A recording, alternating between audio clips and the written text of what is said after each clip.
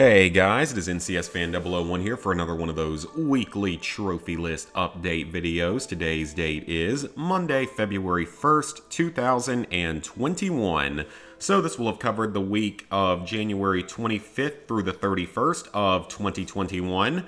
While there were no platinums earned this week I would say was quite successful. Made progress on 4 games, so I am very happy about that. Obviously, I was at home all week pretty much with the virus, but that's okay in the end because it was kind of boring for sure, and I miss my coworkers and my job, but it's okay because it gave me time to work on various games, and for the most part, my symptoms are pretty much gone. I'm at like 75% on taste and smell, and that's really about all that hasn't been fixed yet. So thank you guys for all the well wishes in the previous video. I was burping there a little bit. Anyway, for the 4 games I made trophy progress on this week, first up we have Borderlands III. I have now finished the Psycho Krieg and the Fantastic Fustercluck DLC. I think I finished that on Monday, actually. Yeah, I think I did. But, or Tuesday. But that is a very, very pretty easy DLC. It's, I would say, probably the shortest and the easiest of these first 4 from the first season pass. And as I've said before, I enjoyed the DLC. It was fun. It was a very unique idea going into the mind of a psycho and all. Plus, it has a General Knox style place to get a bunch of stuff at the end of it. I don't know what I was trying to say with that. I guess General Knox's armory. For those of you who remember Borderlands 1, it has something a lot like that at the very end. So it's a nice reward you can get, especially if you up yourself to Mayhem 10 right before going in. But the trophies are pretty easy. You have actually 5 trophies here. These first 5 trophies are all story related. So you're going to get all of those just by completing the DLC's story, which is one of the shorter DLCs. I think you can do this whole DLC in like 5 hours, so it's shorter than a lot of the others. Which is kind of nice, I guess, because the story's fine and all, but the side missions in this one just feel very tacked on because they're all like... There's only like 3 of them that take more than a couple minutes. Like there's one where you just scratch Krieg, and another one you give a eulogy to like a battle axe or something. Which makes sense in Borderlands terms, and it's kind of humorous, but it just felt a little bit tacked on overall for the side missions. There were just times where this DLC felt like it probably should have been one of the earlier ones and not the last one, because it feels like it was a little bit filler, a little bit more filler than some of the others, but it's okay because it was still a good, fun DLC. But yeah, you get 5 story-related trophies, which is really nice. Then you have to complete all the side missions and crew challenges. I believe there are 14 side missions, but like I said, most of them are really, really short and easy. The crew challenges, there's actually only 9, which is really nice, because this is a much smaller DLC world. It's these things where you have to, like, shoot some glowing balls in a short period of time. It can be a little tricky at 1 or 2 of them, but for the most part, it's not too bad. It just takes a few tries.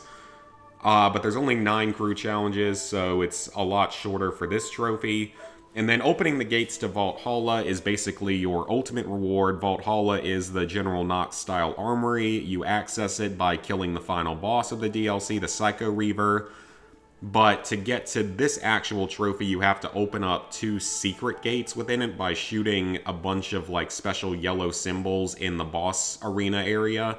There's like 9, well no, there's 6 in the actual area before the boss arena, there's 3 in the arena and 3 in the armory to access the first room, and then in that first secret room, there's 12 more secret tiny symbols to shoot to access the final room. So like I said, you can get a lot of really good rewards from it, a lot of legendaries and stuff, and it's, you know, it's a fun little extra thing. You only get 60 seconds to loot it and all, but it's cool, you can get a lot of good rewards. So with that, for now, Borderlands 3 is done. I'm not going to do Designer's Cut yet until that DLC goes on sale, on a big sale for that matter, because the second season pass is currently $30, which is absolutely ridiculous for the fact that it's the Designer's Cut, the yet-to-be-released Director's Cut that's supposed to release sometime in the next couple months, and a new skill tree for each character, and I think like a new cool skin for each character for $30. Like that's not a good price at all for all of that. Like that's as bad as the season pass for the pre-sequel. Because the pre-sequel, you got 4 total DLCs, but 2 of them were just characters. and one of them was the Hollow Dome, which is basically just a circle of slaughter, and it's a really easy one if you know what you're doing. Like if you're a really high level, you go into it once you reach level 50 or whatever, and it's really easy. It only had one good DLC, the Claptrap one. But with that, I will eventually do this DLC and the 6th DLC once it comes out. So that's good that I'll at least be able to eventually 100% this game, but it's not really a high priority now just because I want that season pass to go on a deep, deep discount because it's just way too expensive right now. Way too much of a waste of money, especially when $30 would get me... It would get me the season pass for the Outer Worlds with $5 left over. It would get me the 2nd DLC for Destiny 1. So yeah, you get my reasoning for that. Anyway, the next game I worked on was I finally, at long last, 100%ed Destiny 2, and I never have to touch the PS4 version of this game again, except to, I guess, upload my save data to a cloud or something at some point when well, I don't even know if you have to do that, when I eventually get a PS5 and eventually, you know, auto-pop all the trophies for the PS5 version. Now, I will say, though, I, again, have no idea what this Platinum is like now because the game is completely different at this point. So it looks like for the Platinum Trophy, reaching level 20, so I guess that's still a thing now. Like, I guess you do still level up. I don't know. I assume that's how that works. Acquiring all the subclasses is probably no different from original, so those are probably all the same as they were. The Light Reforged quest, I guess that is a new, like, Crucible tutorial. Then you have 5 heroic public events. That's very easy. Oh, wow. So that used to be the Flashpoint trophy, and now it's complete 5 heroic? Wow, okay, well, that's kind of hilarious. So Flashpoints are no longer a thing. That's actually probably... Well, I don't know if that's any easier or not, but that's still pretty easy. Okay. Complete any Nightfall Strike, that's not really a problem. You're not going to have any issue with that. The 15 Red War exotic items is very easy. I mean, it's a little bit grindy, but you can just buy them from Xur, which is what I would recommend. 30 challenges, so I guess you mean 30 bounties now, because I don't think actual challenges still exist. I think it's bounties now. Complete any Nightfall Strike on Master and Grandmaster. A Nightfall on Master probably isn't too bad, but I have no idea what Grandmaster difficulty is like, so... God, this list is so different. It's so weird to think because these were originally the Raid Trophy. But you know, I will say, at the very least, they still have it being possible. Like, at the very least, they didn't lock us out of the Platinum Trophy like some games have done. So I will give them credit for at least being good enough to change the trophies. And then this one is for either, it used to be for winning a match of Trials of the Nine, but now all you have to do is go talk to Xur one time, and he appears every week somewhere, and you can just look up where he is. So very, very easy. I would update my trophy guide that I wrote for this game back in the day, but I just don't know what's different about the game now. The game's changed so damn much. As for Forsaken, though, this is the DLC that's gonna screw with a lot of people just because of the amount of time it's gonna take. So the 5,000 Triumph points is pretty easy. That one's probably not gonna give older players any trouble unless you're just starting the game now. This one is the same way as the one in the base game. You can just buy exotics from Xur. That's the easiest way to do it. Completing a Triumph Seal is, of course, the major, major grind, and I'm not even sure what the best one to do now is. I would say if the Gambit one is still available, that's probably going to be your best bet at this point. But I'm not even sure if that one's still available because, of course, I did the Destinations Triumph Seal. I barely got it done in time, but I did get it done. So yeah, I don't know what your best bet is now. I know that the Dreaming City one, I think that's the one that like Snickle and some of the other guys in the Discord did, but I'm not 100% sure on that. The Collections Badge, I don't know what you can do for that now because I did the one for like the Red War, which is really, really easy because it's just buying like 20 items from the starting planet, so it's actually really easy. I mean, I bet you could do the one for the Moon or for the Dreaming City or something is probably going to be your best place to do this one. Enter the Dreaming City is a story-related trophy, as is this one. So you have 2 story-related trophies just for beating this DLC, which is nice. A Forsaken Exotic quest. I don't remember which one I did, but I don't think this is very difficult. Then win a single Gambit match is very easy, especially if you are going for that Gambit Triumph Seal, if it's still available. A Forsaken Nightfall boss, you just have to wait for the Nightfall strike of the week to be taking place in a Forsaken DLC strike, so just do it there. And then finally, the Last Wish raid. Let me go ahead and say a little something about this raid. It was not fun.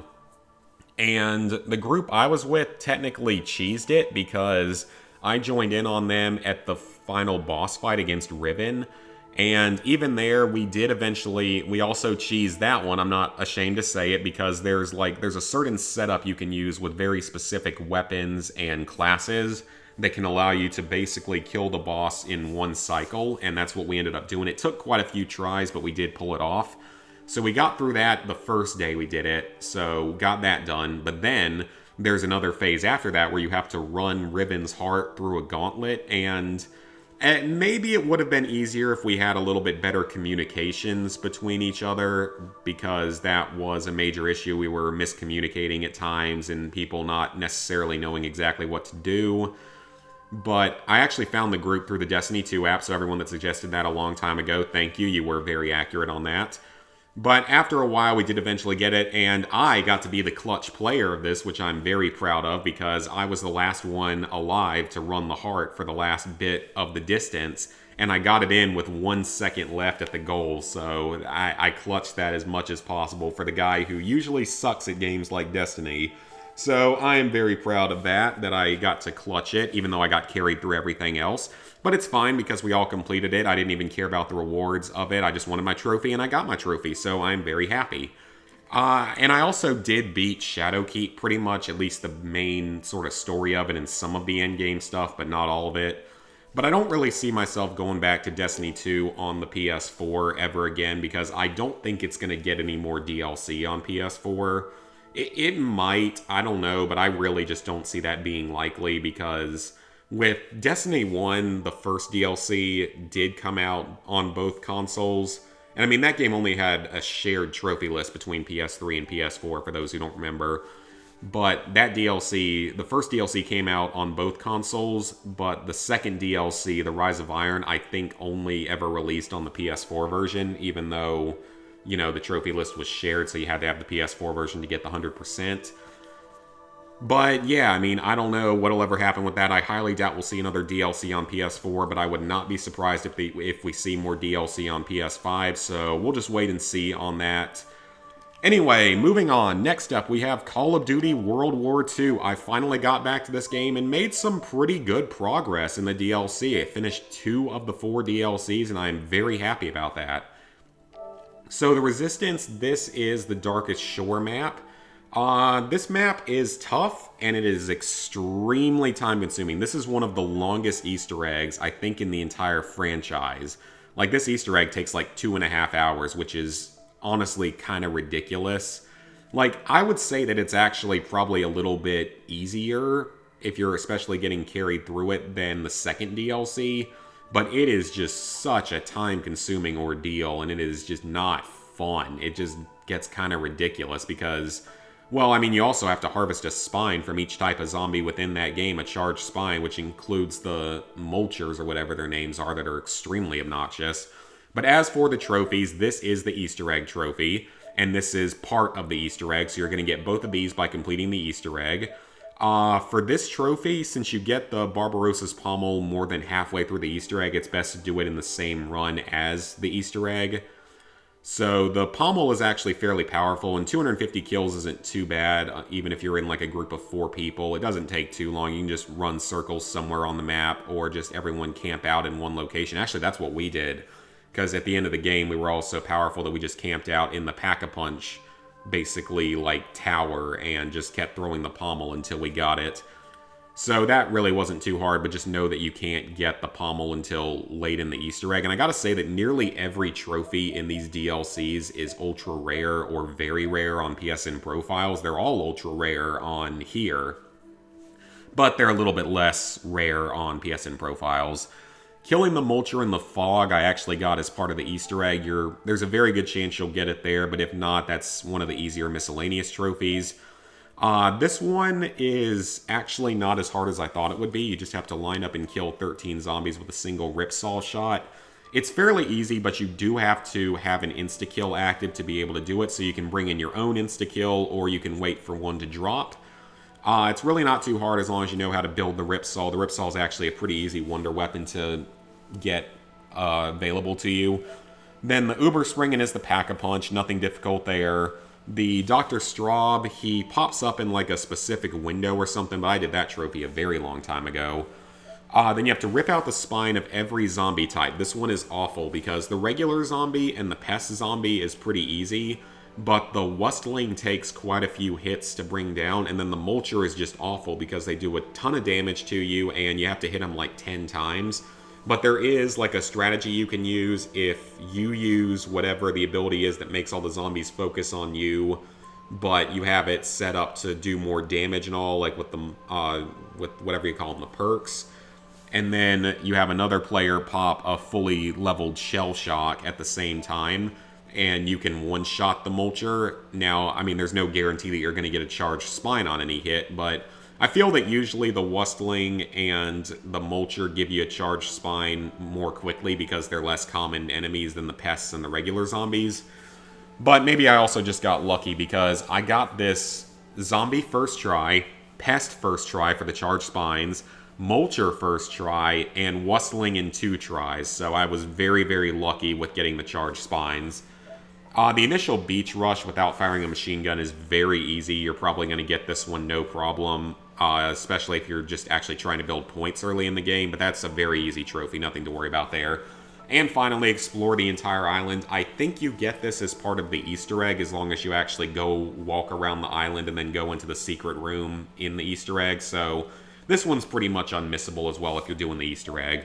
That's how a lot of these DLCs are, is you get a lot of trophies from beating the Easter eggs of the maps. So I would say that the Resistance, that DLC is definitely, it's tough, but it's manageable if you get carried through it. I highly recommend trying to find a group to carry unless you're really good at the game. I mean, I at least know the map fairly well and a lot of the mechanics now, so I wasn't hopeless, because I can at least play the game reasonably well. Then we have War Machine. This is the second DLC, the Shadowed Throne. This one, the Easter egg is shorter, but some of the other trophies are more annoying, so it's kind of a bit of a trade-off. This is the Easter egg trophy. Like I said, the Easter egg's shorter, but it's still kind of annoying at times. The boss fight is trickier than the one on Darkest Shore. The Uber Springen is the Pack-a-Punch. I don't even know how to unlock it on this map. Then reaching wave 15 using only melee weapons is actually pretty easy because there's a lot of melee weapons on this map. You just have to, you know, be a little bit careful. Then kill 50 of the new special zombies with the Wonder Bus.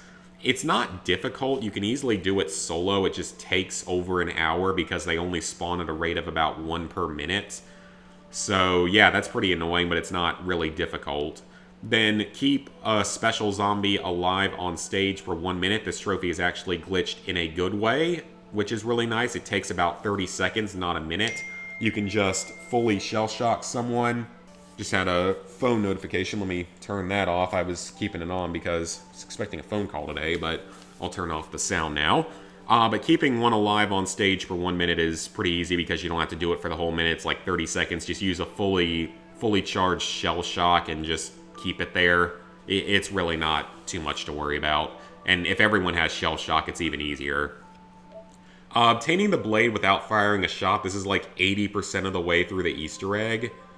And it takes some effort to get through. I mean, there are some good melee weapons in this DLC, but that takes quite a while to get to because that is a long way through the Easter egg to not be able to shoot anything. Then, after round 20, survive at least 2 waves in the church. This one's actually really easy once you have the blade, because the blade is... The special attack, the L2 attack, is really strong with the blade, so it makes it a lot easier. But I actually did this trophy a long time ago with normal weapons. And then in this one, this is one of the most annoying trophies in the DLC, because you have to kill 250 zombies with the blade, specifically in the museum, but you can't use the L2 attack, according to the group I played with.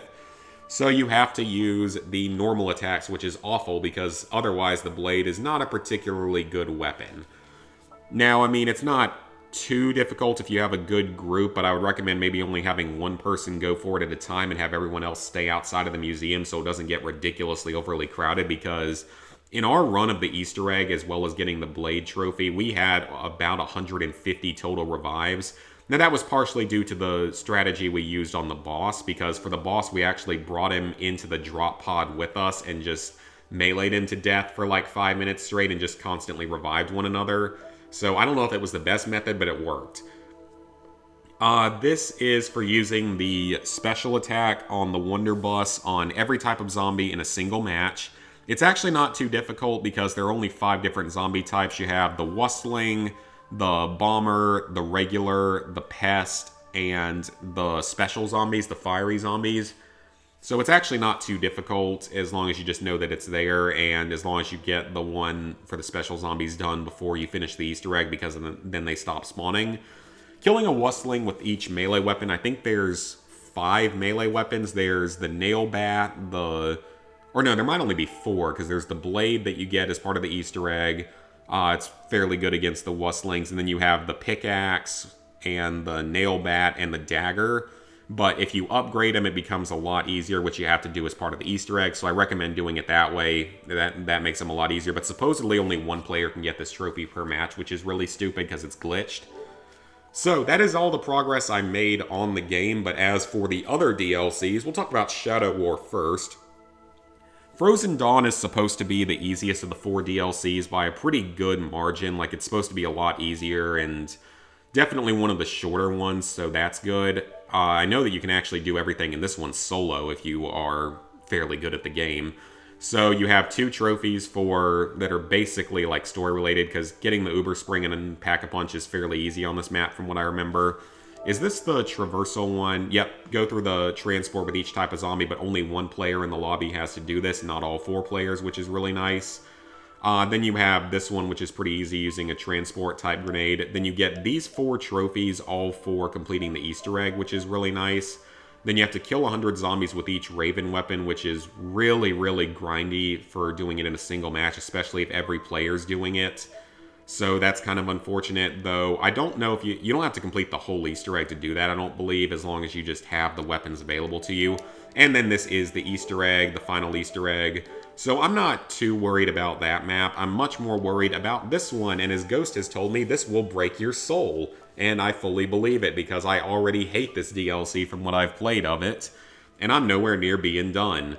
So you have these 2 trophies are for completing the first 2 maps, because this DLC is weird. It's 3 separate small, like, challenge maps, and these are for the first 2, and then there's one for the 3rd map, which is not that one or that one. It must be this one? No, it's not. Oh, it's this one. I'm dumb. Yep, so complete the 3 maps and you'll get those trophies, but you also have to beat the final boss solo, which is not particularly easy, mostly because you have to survive to the final boss solo. This is a grindy trophy that takes a long time. This is escape from every map without using a blitz. I've actually done this for the first 2, and I've done the Easter egg on the first 2, so all I really have left to do is escape from the final map without using a blitz, as well as complete the Easter egg on it, and then I have to complete it again solo. But then after that, it's just a grind through the objective waves and the engineered parts, which is really, really time-consuming. So yeah, not looking forward to that. It's going to be awful, but hopefully I can make more progress in this game over the next week or so. And finally, Overcooked II is now 100% complete, which means we can look through the whole list. So this Platinum Trophy is pretty easy overall. I'd say it's like a 3 out of 10 that takes around 15 hours to Platinum. It's such a fun game. I absolutely love this game. And if you're wondering, my girlfriend also tested positive for COVID, so that's why we were able to hang out and play this a little bit. So you get a trophy here for completing the main story. You have to get 3 stars on every single level in the game, including the Kevils. And a few of the levels are pretty tough, but we got through every main game level within 3 tries, I think. So that's good. It was actually really not that difficult for us, but maybe it's because I had done it on an alt account to make sure I could do it. Then you have to deliver a total of 1,000 meals, which may not come until you're working on the DLC, because you can make base game progress in the DLCs, and I highly recommend combining that. It'll speed up the process a lot. But yeah, 3 stars on all the levels. Deliver every type of meal, I think, is unmissable.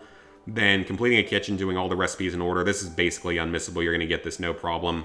Throw 100 ingredients into cooking pots. I'll be very surprised if you don't get this by the time you finish the DLCs. Win 10 games in Versus mode. You have to play 15 anyway. Versus is actually pretty fun because you can really mess with one another in the Versus mode. So that's actually pretty fun if you want to do versus mode. Then you have to unlock all the chefs, which will be done by getting 3 stars in every level. Extinguish a burning kitchen is unmissable. The tutorial level is unmissable. The arcade games are completely pointless because it just throws you into a random normal level. It's just a complete waste of time. But again, I like the versus mode. You have to throw 500 items, which is probably going to come fairly naturally or during the DLCs. Same with catching items. Throwing items away may not come naturally, but it's very easy. Just pick up items and just immediately throw them away. It's not really, it's pretty self-explanatory. Wash dishes should come by the time you finish the DLCs. Using all the emotes is very easy. It's just like using a certain part of the controller. The Portal one may come naturally while getting just the Platinum, because 75 isn't a whole lot, and there's quite a few later levels that have portals. Chopping 800 items will easily come while beating the DLCs, and hitting all the switches on the world map is another unmissable story-related trophy. The first DLC, Surf and Turf, is pretty easy. You just have to deliver every meal and 3-star every level, which there's 12 levels. There's one Kevin level that you don't have to do. And for the most part, these levels are pretty easy, nothing much to worry about. You can do this one on a specific level by just delivering empty plates and washing them quickly. The Bellows, you can just do this in one level by just spamming the square button in front of the barbecue grill, so nothing much to worry about there. Campfire Cook-Off is a little bit tougher. You have to get 3 stars on every level, obviously, but not including the Kevin levels. You have to deliver all the meals, which is unmissable. But 3-starring all these levels is a little bit tougher. There are a few pretty challenging levels here, especially in the third world, so you have to be a little bit careful on that. Burning 300 pieces of wood is really time-consuming, unfortunately, so I recommend loading up the first level in 2-player, though. Make sure you're in 2-player so you chop faster, and just chop a piece of wood, throw it in the fire, rinse and repeat for like 20 minutes until the trophy unlocks. The backpack one is pretty much the same way. It's just really grindy. Just load up the first backpack level, pick up an item, throw it away, or just throw it in any direction, pick up another one, and just repeat until you get the trophy. Nothing much to worry about there, just kind of grindy.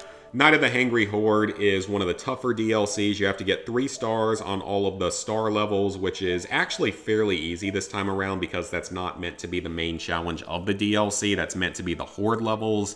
The Horde levels are a little bit challenging, especially the last one especially is pretty tough, especially if you're playing it in co-op. I actually kind of recommend doing that one in solo because you spend fewer points on repairing. So I would recommend doing it that way.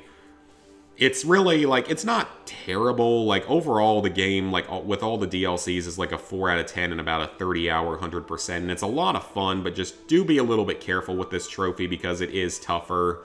It is going to take a little more practice and a little bit more skill. Burning coal is very easy. You can just take any level with a coal furnace and just constantly run coal up to the furnace and back, and you can do it in like 10 to 15 minutes. This one is really, really grindy, even though it's less rare than this one, which is really surprising. Just load up the very first level, load up the 3 guillotines with 6 ingredients, throw them to some place after they get chopped, and just repeat that process for half an hour until the trophy unlocks. It is grindy, which is annoying, but it's at least easy. Carnival of Chaos is actually tougher than I was expecting. Like, the DLC in general is harder because the levels have really high score requirements this time around. Like, a lot higher score requirements than I would have expected. So 3-starring all 12 standard levels is more difficult than I would have expected, especially some of the later levels just have really high score requirements, especially in co-op. So this DLC is really going to require a mixture of solo and 2-player because of that. I mean, it's still nothing, you know, overly painful or difficult, but it is going to take more practice and a little more skill than the other DLCs in that sense. You also have to fire chefs from cannons 100 times, which won't come naturally, but it's very easy to grind out in the first level with the cannon, which is like 1-2. Although we actually got it naturally because I grinded it out some while playing the verses and the arcade modes. And then add ketchup or mustard to a recipe is pretty self-explanatory. Just load up the first hot dog level, but unfortunately to add a topping, the hot dog does have to be on a plate.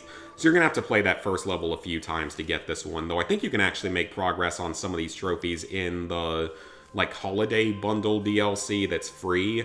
Like, it's free, it doesn't have any trophies. I still have to play through that, so me and Blair are probably going to play through that at some point.